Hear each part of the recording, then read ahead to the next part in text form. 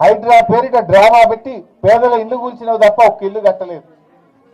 SC ఎస్టీలకు 6 లక్షల రూపాయలు ఇస్తామని చెప్పి ఆ రోజు మీరు మేనిఫెస్టోలో చెప్పారు. అందువల్ల ఈసారి మంజూరు చేసే ఇళ్లలో ఎస్సీలకు ఎస్టీలకు 6 లక్షల రూపాయలు ఇచ్చిన మాట నిలుపుకోవాలని కూడా బీఆర్ఎస్ పార్టీ పక్షాన మేము డిమాండ్ చేస్తా ఉన్నాం. వ్యవసాయ కూలీలు ఇందిరమ్మ ఆత్మీయ భరోసా పేరిట ఇవాళ అందరికీ మేము కూలీలకు సాయం చేస్తామని చెప్పింది. ఇవాళ కొందరికే అంటున్నారు. వ్యవసాయ కూలీలు ఇవాళ గాడిచెర్లపల్లిలో ఒక అమ్మ అడిగింది నన్ను. ఆ అమ్మ పేరు భాగ్యమ్మ. భాగ్యమ్మ అనే ఒక మహిళ ఇక్కడే గాడిచెర్లపల్లిలో నన్ను అడిగింది, నాకు గుంటడి భూమి లేదు, నేను కూలికి పోతా, వ్యవసాయం కూలికి నాట్లేయడానికి పోతా, నేను మున్సిపాలిటీలో ఉన్నా అనే పేరు మీద ఉపాధి హామీ కార్డు లేదనే పేరిట నాకెందుకు ఆత్మీయ భరోసా ఇవ్వరని ఈ ఊర్లో భాగ్యం అడిగింది. ఇప్పుడు నన్ను నేనైనా అడుగుతా ఉన్న కాంగ్రెస్ పార్టీ, ఉపాధి హామీకి వ్యవసాయ కూలీకి ఎందుకు లింక్ పెడతా ఉన్నారు? ఇది మోకాలకు బోడగుండకు ముడిపెట్టినట్టే. మోకాలికి బోడుగుండుకి ముడిపెట్టడం. మీరు ఊర్లలో గ్రామ సభ పెట్టినప్పుడు నిజంగా భూమి లేని వాళ్ళ కాదా, కూలికి పోతారా లేదా చూసి వాళ్ళకి వ్యవసాయ కూలీలు ఇవ్వాలి. మీరు ఇవాళ ఉపాధి హామీ కార్డుతో ముడిపెట్టి 20 రోజులు పనిచేస్తేనే ఇస్తామని ముడిపెట్టి రేషన్ కార్డుకు ముడిపెట్టి రకరకాల సాకుల పేరు మీద కోతలు పెడతా ఉన్నారు.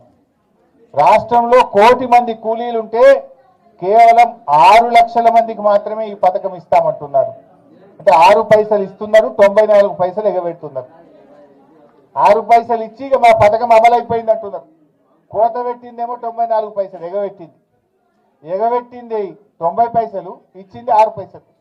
ఇది మీ కాంగ్రెస్ పాలన. ఇప్పుడు భాగ్యమ్మకు మీరు ఇచ్చే సమాధానం ఏంది? భాగ్యమ్మకు గుంటడి భూమి లేదు, కూలికి పోతున్నది, ఎందుకు ఇవ్వవు భాగ్యమ్మకు అని మేము అడుగుతా ఉన్నాం. అంటే ఎన్నికలప్పుడు మీరు మాటలు చెప్పారు, ఇప్పుడు మాత్రం ప్రజల్ని మోసం చేసే ప్రయత్నం చేస్తున్నారు. సో ఇలా ఏ పథకం చూసినా రుణమాఫీ చూస్తే 30 పైసలు అయింది, 60 పైసలు, 70 పైసలు ఇంకా కాలేదు. రైతు భరోసా చూస్తే 6 పైసలకు ఇచ్చిండ్రు, 94 పైసలకు ఎగబెట్టిండ్రు.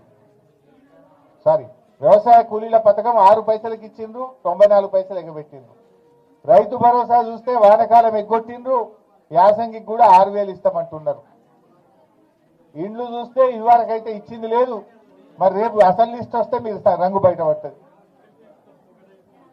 పేదలకు అర్హులకు ఇవ్వాలి తప్ప ఇన్ఛార్జ్ మినిస్టర్ పేరిట మీరు కాంగ్రెస్ కార్యకర్తలకు కట్టబెట్టే ప్రయత్నం చేస్తే ప్రజల తిరుగుబాటు తప్పదని చెప్పి ఉన్న వాళ్ళకి ఇస్తే, అనర్హులకు ఇస్తే ప్రజా తిరుగుబాటు తప్పదని కూడా మేము హెచ్చరిస్తా ఉన్నాం.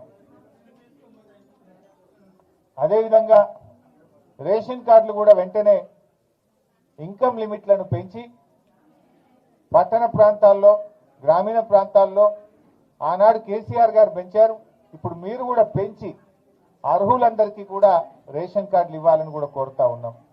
ఇలా ప్రోటోకాల్ కూడా పాటించడం లేదు.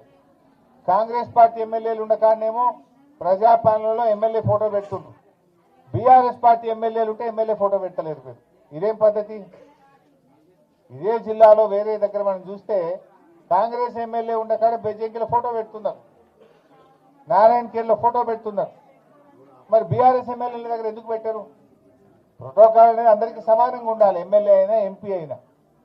కానీ మీరు ప్రోటోకాల్ను తుంగలో దొక్కి